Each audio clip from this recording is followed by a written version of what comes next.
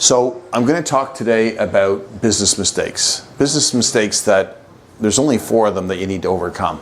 And once you do this, the journey to success is painless.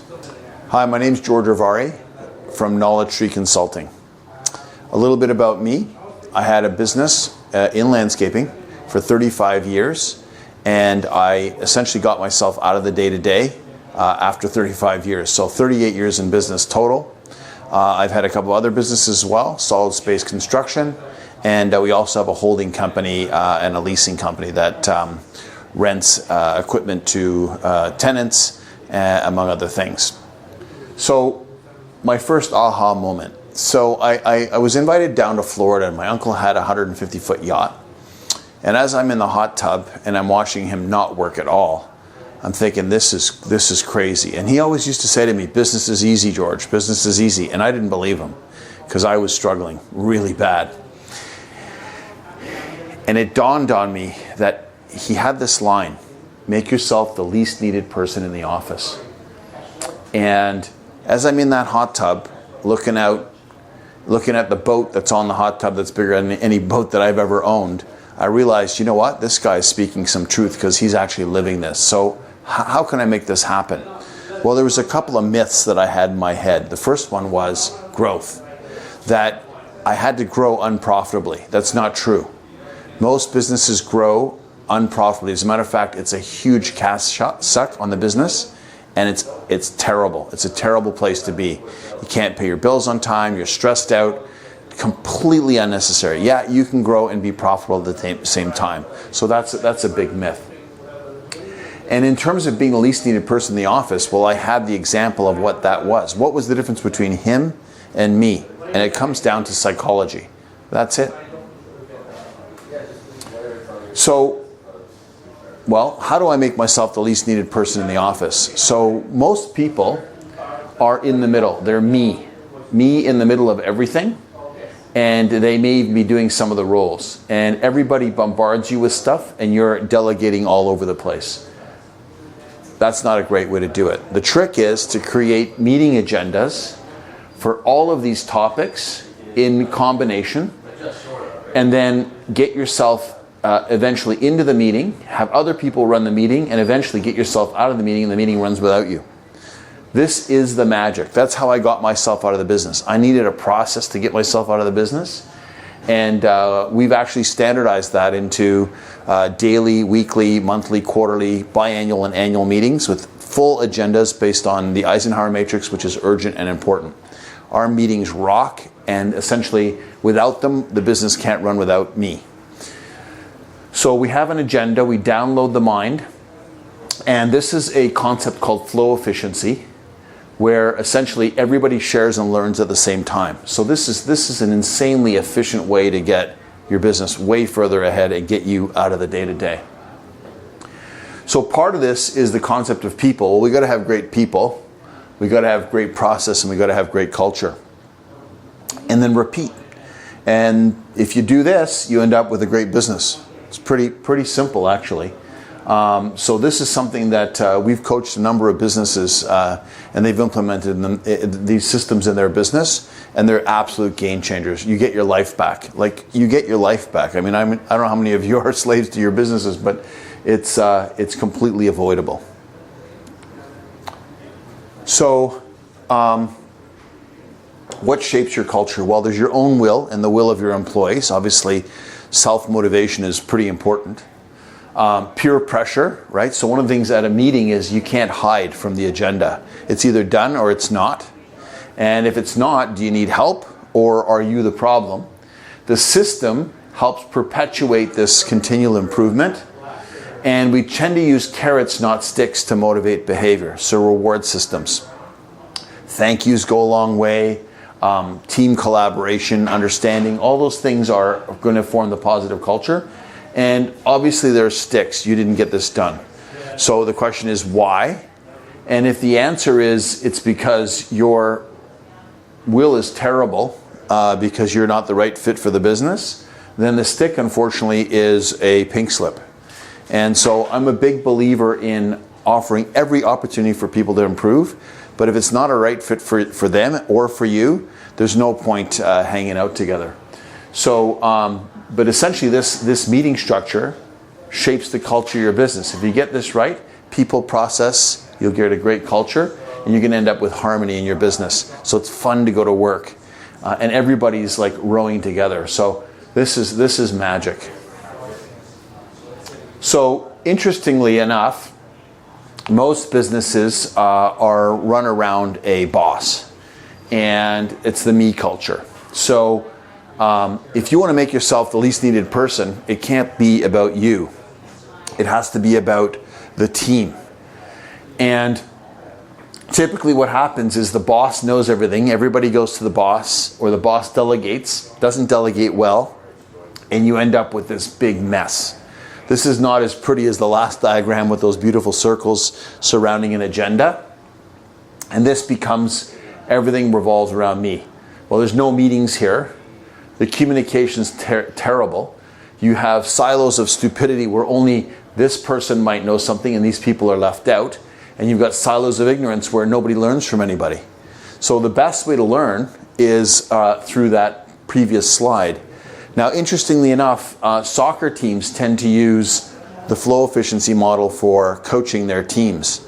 And they have group practices, they have huddles, football teams, hockey teams. That's the best way to learn, not this way. So, this is the first thing we try to engineer out of existence, is this type of communication structure. We've got some great tools for that as well, and they don't actually cost a lot of money to implement. They cost very little money, ironically. So this is the worst way to communicate, inefficient communication. So different leadership mentalities. So I come across people that are either frugal, they're really cheap, or I come across people that are excessive and they spend too much money. I would even, include in this hoarding or even excessive emotional connection to things. People are more important than things, by the way. So the problem with being frugal is you waste a lot of time because you don't have enough resources. And the problem with being excessive is you waste money. And so, wasted time and wasted money equals no profits. It also causes anxiety, missing information, poor profits, low revenue, poor culture, and project failure. So, if you don't give people the right tools, they can't work properly. And if you blow all the money on the BMW before you give them the right tools, that's not great either. So your psychology is holding you back. It's the balance between frugal and excessive, which is optimal. You want to have the optimal investment, not be cheap, not be too frugal, and that'll move you forward at lightning speed. So essentially, there's only 4 key business mistakes. One is what we call dead ends, loops, aimlessness, and gaps. So I'll start with gaps first. That's the worst. What's missing? Is it a person? Is it a process? Is it a mentor? Is it a coach? Is it technology? Is it machines? Is it a truck? What's missing? Well, it could be all of them. And oftentimes we're going to work literally with missing information, missing tools. It's a disaster. So we got to fill the gaps. And the number one gap you can fill is knowledge. Most people in business didn't get a business degree. They probably should have. And now's your chance to get that degree in record time. So the next one is aimlessness. Well, I'm not quite sure what I'm going to prioritize. Should I be doing more of this, less of that? Should I be focusing on this neighborhood or that neighborhood? What should I say no to? That's a big problem. Then we have dead ends. This is things really simple, what we shouldn't be doing. We shouldn't be doing welding. We're not good at it. Maybe we should subcontract that out. We shouldn't be working in that neighborhood. It's too far away. We don't want to get more work far away. We want to get work where we're working. So dead ends are things that we should just stop doing. And then we have loops, which are doing the same silly things over and over again. So for example, paper timesheets. You fill out the form, somebody takes the form, they collect the form, they hand the form in, somebody has to take the form, they have to enter it in the computer, they have to log it and send it off for the payroll. Instead of just having an app that you can click, clock in, clock out, the payroll's done, you can job cost. That's an example of a loop, and they are everywhere. that is wasted time and money. So we want to get rid of loops. So if you got rid of these 4 things, you'd have an efficient business. And it's crazy how much inefficiency there is in most businesses. As a matter of fact, there is a way to measure efficiency. And in the landscaping industry, most companies waste 4 hours of a 10-hour day. So they're only 60% efficient. That means they have to charge a lot of money to make up for the inefficiency. The companies that are really efficient can offer to pay their wages, higher wages to their staff, and they can also have more profits to reinvest in the business to make it better. And it's a way better place to work. So we essentially want to get rid of these 4 key business mistakes. So, well, where does it start? Well, it starts with leadership, right? We have massive leadership gaps. Most people don't even know about the 13 different types of leadership, and that's a huge issue. And once you understand your leadership style, then you can offset your weakness with somebody, a number 2, if you want to call it that can fill the gaps in terms of your leadership style. There's missing technology. It could be software or communications pieces.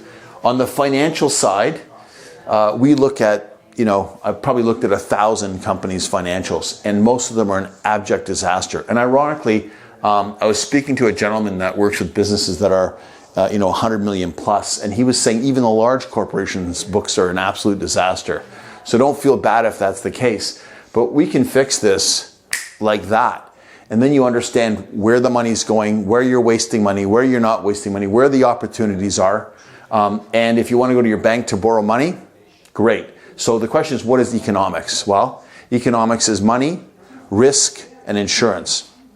So money, law, and insurance. That's what that is, essentially. And most people don't have the legal issues. Most people don't have the insurance issues. But on the financial side, they're just absolute disasters. So that can be cleaned up. Sales and marketing is a big issue for some businesses as well. Not enough money spent on marketing, big gaps here. And that gives you essentially poor customers. It gives you poor opportunities if you're not marketing properly. There's a lot to marketing and sales. There's branding, like what's your image? Sales, how do you sell? How do you close deals? How do you screen? That's all wasted time. So remember, it was wasted time or wasted money. Well, this could be both, time and money. Human resources, again, the quality of your staff, the onboarding process, the recruitment process, like how do we find good talent? Everybody complains I can't get talent. The truth of the matter is you can get talent. You just have to be better at getting it than everybody else. Again, we've got some great techniques for companies to upscale their talent. Having said that, you can't settle for mediocrity because people are the core input in your business. Bad input, bad output. So we don't settle for mediocrity in the human resources piece, that's for sure. And at the operations piece, the very last piece, and by the way, trouble goes downhill, right? Not enough money, no processes, poor sales and marketing, weird people that don't fit your business culture, don't even want to really be where in the industry that you're in, leads to horrible operations. Then we have poor equipment, we have poor estimates, we have poor logistics, we have poor execution on the projects, and essentially everything just goes downhill and you end up with this mess. Now either you're too cheap and you have problems, or you're blowing money all over the place and doing things you shouldn't be inefficiently. So really simple, this can be fixed. This is suboptimal. That's not what we want to do. Now the crazy part is that most people scale the chaos. So they want to grow the chaos. That is horrible. What you want to do is get a nice clean line, straighten everything out, and then scale your business. This usually leads to failure or absolute anxiety, distress, just a nightmare, poor culture. This is absolutely possible. So this is where you get delighted customers, you get organic repeat business, and you don't worry about your staff, what they're doing every night. Things just happen beautifully. This is where you want to go. This is absolutely possible. But most people are fooling around in the dysfunction zone, and they don't have a plan to actually get rid of all this waste. So again, it comes down to let's get optimized first and then scale. Don't try to scale the chaos. It's a very simple summary and very clear, very clear. This is what we want to do. I see companies trying to grow and scale their business before they're ready, before they have all the processes in place. There is so much profit you can make on a little $1 million business if it's run well. If you go to 1.4 million and you add another crew, you go to the craziness again. So get it right, and then you can scale. And if you have profits, then you can afford to step back a little bit sometimes and invest in that extra person and then grow your business. Don't try to do everything at the same time. There's a great expression. If you get 10 people to cut your hair at the same time, it doesn't get done any better or any faster. And that's typically most people's mentality when it comes to growing a business. It's actually quite crazy. So process. The right knowledge. Most people have enormous gaps in their knowledge. Remember we talked about gaps? Well, the knowledge gap is crazy when it comes to business. They have the wrong mindset. They just literally are being tactical and expedient in terms of what they're doing. They have no plan. They don't understand what they shouldn't do, right? You can get way further ahead by understanding what should I not do. Start with what you should not do, and that will get you a long way along. And then you want to take the right steps going up this ladder into the sky where the opportunities are. And you can really, really turn your business around. Or you can just start, if you were to start from scratch and start doing this, investing in processes, in leadership training, in systems implementation. There's some real magic here in the process. So the conclusion, avoid mistakes, invest in the right actions. Most of us take inaction. We think we're going to figure it ourselves. Good luck with that. And the only way to do this to save time and money is to invest in the right actions. So at Knowledge Tree Consulting, we really, really focus on process. We're efficiency consultants. If you're efficient, then not only can you capture the profits that are available to you because you're not wasting money and time, but you can also become efficient by allowing you to grow later on. So step one, let's get cleaned up and consolidated and organized. And then step two, let's scale that. And that's Knowledge Tree Consulting in a nutshell.